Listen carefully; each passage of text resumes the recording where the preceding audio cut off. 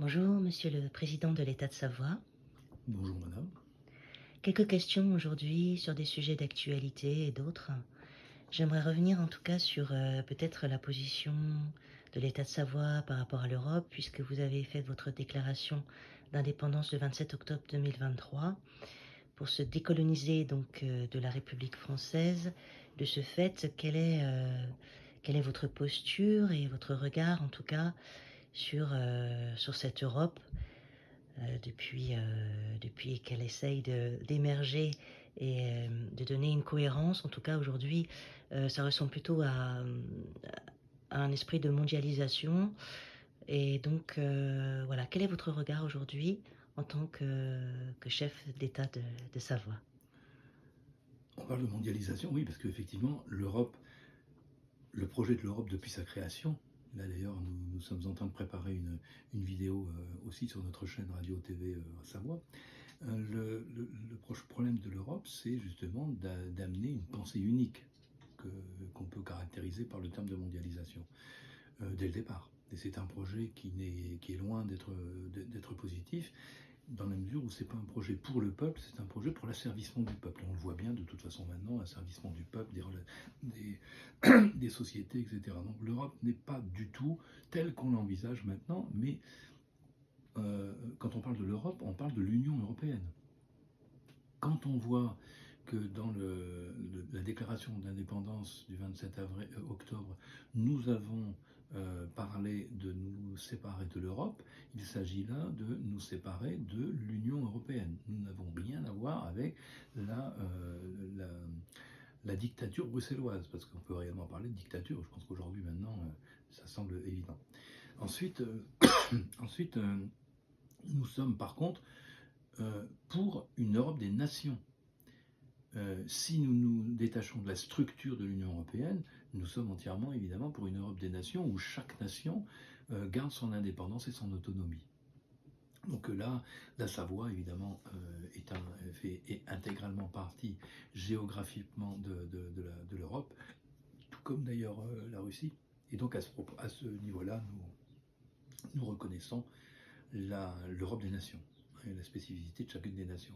Donc en fait, on parle de souveraineté des nations qui, par l'Europe actuelle, par la structure de l'Union européenne, est totalement gommée.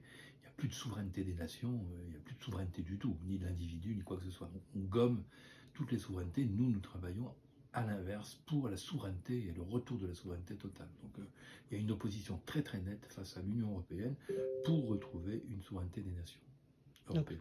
l'identité de tous les peuples, des cultures, la complémentarité, c'est ce regard-là aujourd'hui qu'on pourrait Oui, c'est ce qu'on. imaginer. Tout à fait. On est dans la dynamique de l'enrichissement des différences. Un Polonais, un Anglais, un Savoyard, un Français, un Allemand, peu importe, ils ont tous leur spécificité. Et puis, on devrait être très content de recevoir tous ces peuples avec leur diversité et s'enrichir de leurs différences. Et ça, c'est une Europe vivante. C'est une Europe où on va aider chaque nation à garder sa souveraineté, sa langue, y compris sa monnaie, etc. Et ça, c'est la même chose pour le pays. Dans chaque pays, nous devons protéger les spécificités et les souverainetés de chaque région. Donc Très voilà. bien. Mhm. Donc pour revenir sur le plan intérieur de l'État de Savoie, il y a eu la levée des drapeaux qui s'est faite à Chambéry dernièrement. Après quelques interventions musclées avec donc la police par rapport à certains membres du gouvernement, on ne va pas revenir là-dessus, mais parlons plutôt de la levée des drapeaux qui est quand même très symbolique devant la préfecture de Chambéry. Mmh.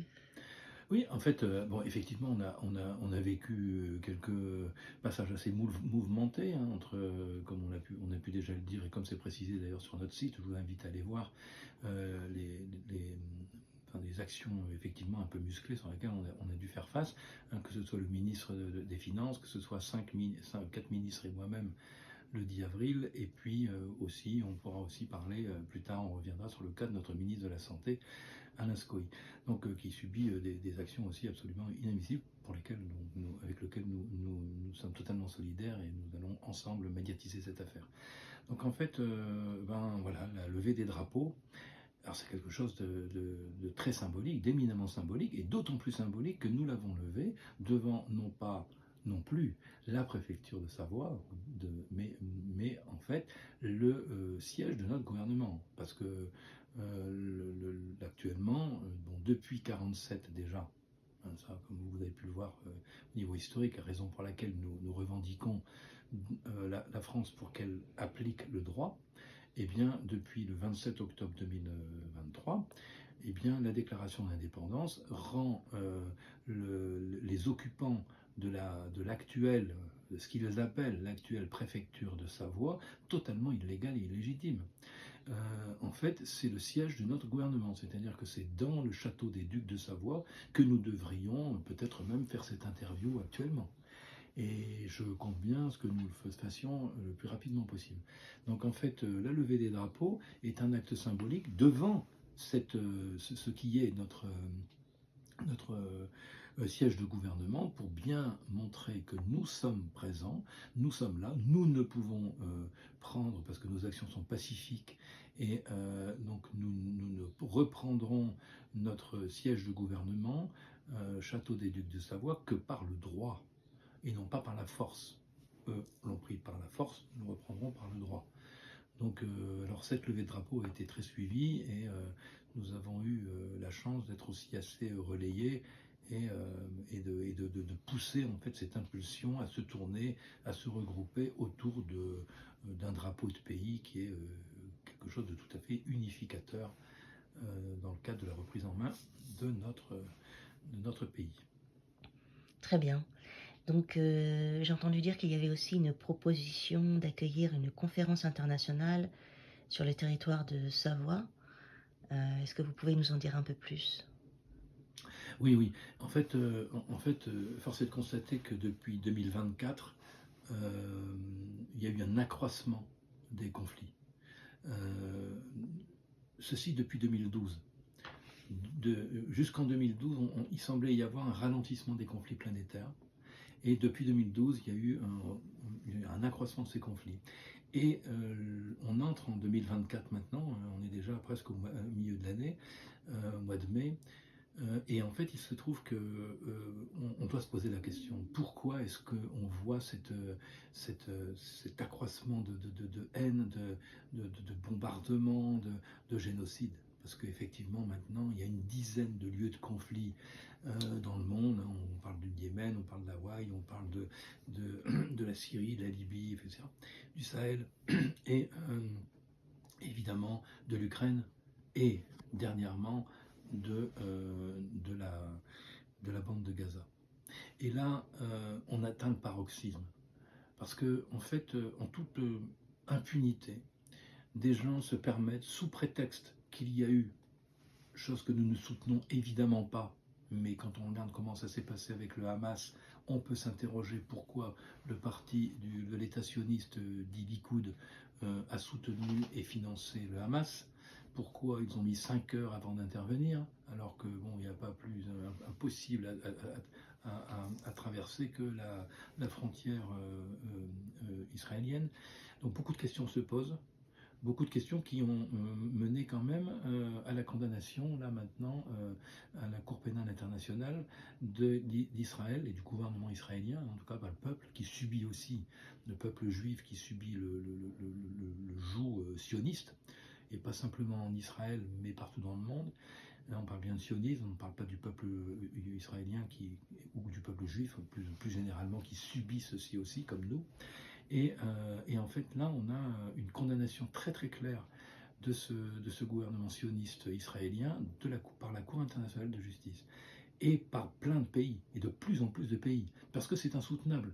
Comment peut-on justifier le génocide? Parce que c'est un génocide. Maintenant, c'est pas nous seulement qui prononçons le terme, du peuple palestinien. 33 000 morts officiels, donc c'est-à-dire plus que ça. Plus de 75 000 blessés. des enfants estropiés, enfin, je veux dire, et maintenant une crise qui, non contente de faire cela, c'est l'extinction d'un peuple qu'ils veulent. Que ce gouvernement sioniste veut, il n'y a plus d'alimentation, il y a les maladies, des famines, enfin, mais c'est quelque chose d'absolument épouvantable. Comment accepter ça? Et nous disons que pour l'instant, nous n'avons pas les moyens de le faire, mais sur le plan militaire. Mais tous les pays doivent intervenir pour dire non. Comment est-ce que un État, y compris les États qui nous colonisent, en l'occurrence maintenant, comment se fait-il qu'un État comme ça ne réagisse pas en disant mais non, on ne peut pas supporter ça. Donc toutes ces exactions-là nous conduisent à dire que on se doit de faire quelque chose. La Savoie est un pays autonome, neutre, encore en voie de décolonisation, certes, mais nous irons vers la décolonisation parce que c'est du droit international. Et eh bien, nous proposons à ce que la Savoie soit une terre d'accueil d'une conférence internationale, certainement dans la région d'Évian, qui semble être symboliquement aussi avec les accords d'Évian de 61 pour la décolonisation d'Algérie, mais en fait, la Savoie, symboliquement, est un pays qui peut accueillir une conférence de paix internationale. Mais une conférence de paix internationale plus basée aujourd'hui, parce que la diplomatie aujourd'hui n'existe plus. On est dans une diplomatie de conséquences. On est dans une diplomatie où on va analyser les conséquences et qu'est-ce qu'on peut faire avec. Il nous faut une diplomatie qui nous permette d'empêcher ces guerres. Pourquoi nous faisons des génocides, enfin nous faisons, ces États-là ou ces êtres-là, certains gouvernants font des génocides et on ne parle même pas de la pandémie Covid, parce que là maintenant je pense que tout est en train de sortir. On voit bien qu'il y a des intérêts nocifs de personnes qui tiennent absolument à faire des guerres, que ce soit la première, deuxième guerre mondiale, on sait ce qu'ils veulent. On sait pourquoi même cet État non content de faire un génocide de la population palestinienne se permet en violation totale du droit international de bombarder une ambassade. Donc l'ambassade d'Iran en Libye à Damas, en Syrie à Damas, pardon. Comment est-ce qu'on peut faire ça? C'est une violation totale, on écrase totalement les traités, il n'y a rien qui existe. Donc comment peut-on faire avec une diplomatie comme ça? Nous ne devons plus avoir une diplomatie de conséquences, on doit avoir une diplomatie de cause. Donc il faut aller avant pour empêcher les guerres. Et pour ça, il faut donner la puissance aux diplomates. Les diplomates, les ambassadeurs, c'est quelque chose sur le plan du droit international qui doit être remonté. Et on ne doit pas fermer les écoles de diplomatie comme on l'a fait dans le pays qui nous colonise. Au contraire, on doit développer la diplomatie à fond. Les diplomates doivent être des personnes qui sont prioritaires dans le cadre de la politique internationale. Et protégés pour cela comme ils ne l'ont jamais été. Donc il nous faut retrouver une diplomatie, mais qui n'est pas une diplomatie qui va conduire à chercher le maximum d'intérêt pour les nations telles qu'elles sont. Nous devons bâtir une diplomatie qui s'appuie sur le sens du sacré, c'est-à-dire sur le sens de la vie. Ce qui doit être prioritaire n'est pas combien je peux gagner, comment je peux faire pour perdre le moins possible. C'est pas ça. La diplomatie doit être réorientée vers une diplomatie où on va trouver la voie, et c'est ça la symbolique de la Savoie, la voie du cœur. Une voix qui dit ce qui est le plus important, c'est la vie. Nous ne pouvons pas plus accepter des génocides, plus accepter des enfants qui sont estropiés, des enfants qui sont... Je veux dire, tous ces massacres qui se passent aujourd'hui, au XXIe siècle, c'est impossible, on ne peut plus accepter ça. Donc pour cela, il nous faut une diplomatie du cœur. C'est-à-dire qu'en premier lieu, nous mettons au summum, au centre, nous mettons comment pouvons-nous être heureux? Comment pouvons-nous travailler ensemble? Nous enrichir de nos différences, comme on le disait tout à l'heure. Comment nous pouvons accepter tous les peuples ensemble et dire comment est-ce que tu peux être mieux? Comment est-ce que tes enfants sont mieux? Si dans ton pays, il y a des enfants qui meurent de faim, c'est inacceptable. Il y a profusion de la nourriture partout. On peut nourrir plus de 20 milliards d'individus sur la Terre. Il n'y a pas de surpopulation. Regardons bien quand on voyage, que ce soit en Savoie, en France, en Europe, partout dans le monde, en Inde, j'ai pas mal signé un petit peu l'Inde. Il y a des milliers de kilomètres, il n'y a personne. Arrêtons de dire qu'on est en surpopulation. Il y a simplement, en fait, une mauvaise organisation. Et si on s'en donne la peine, c'est une question de volonté politique. Cette volonté politique, la Savoie là, le gouvernement de Savoie là, le gouvernement de Savoie nous dit et appelle tous les peuples du monde à travailler ensemble, à œuvrer ensemble pour le bien-être de chacun et non pas pour les possessions. Quand un peuple meurt de faim, il faut l'aider. Et si un peuple est malade, il ne faut pas y aller pour vacciner le peuple. Il faut se poser la question, ah mais pourquoi tu es malade? Ah ben oui, tu bois de l'eau sale, tu manges pas à ta faim, c'est pas parce qu'ils ont des maladies, comme ça, ils viennent comme ça, c'est simplement parce qu'ils n'ont pas les conditions sanitaires minimales. Donc il faut aller vers une diplomatie de cause, et non pas une diplomatie d'effet. On fait venir la diplomatie après coup. La diplomatie doit venir avant, pour éviter les guerres. C'est ça la diplomatie. Donc aujourd'hui, nous proposons d'accueillir sur le sol de Savoie une conférence internationale pour parler de paix dans cette optique-là, c'est-à-dire dans une optique verticale et non plus seulement horizontale. Horizontale, c'est la matière. Je veux avoir le minimum, perdre le moins possible. Ça marche pas, on voit bien que ça marche pas. Il nous faut une diplomatie qui met en place le lien du sacré vers le haut. Qui nous sommes? Est-ce que nous sommes tous des bêtes à en arriver à faire ces génocides-là? Mais même un animal ne fait pas ça, c'est une honte pour même l'animal. On ne peut pas faire ça. C'est bien pire, ça dépasse tout ce qu'on a pu voir. Donc aujourd'hui, comment revenir à ça? Ça n'est pas compliqué. C'est une question de volonté politique. Je veux que le peuple d'en face soit heureux. Si les Palestiniens... Comment faire pour que les Palestiniens ne lancent plus des scuds? Si je prends l'exemple, parce que c'est cet exemple qui est criant maintenant, ben c'est simplement faire en sorte que le peuple palestinien soit heureux. D'abord, on leur a pris leurs terres. Ce serait peut-être bien de les considérer, et puis d'entretenir des bons rapports ensemble, et puis dire, ben voilà, on va vous aider. Non, qu'est-ce qu'on fait? On tire dessus, on les écrase, on les massacre. Comment voulez-vous que ça puisse marcher? Si on veut qu'on s'entende bien avec l'Iran, on n'envoie pas bon, on va tuer 16 personnes quand même, là-bas, dans l'ambassade d'Iran. C'est toujours comme ça, c'est une question de volonté politique. La volonté politique de la Savoie, c'est de nous unir, de travailler pour l'amour, pour le cœur, pour le bien-être de toutes les populations. Et c'est possible. Eh bien, la Savoie vous propose de nous accueillir, de vous accueillir sur son territoire neutre, décolonisé.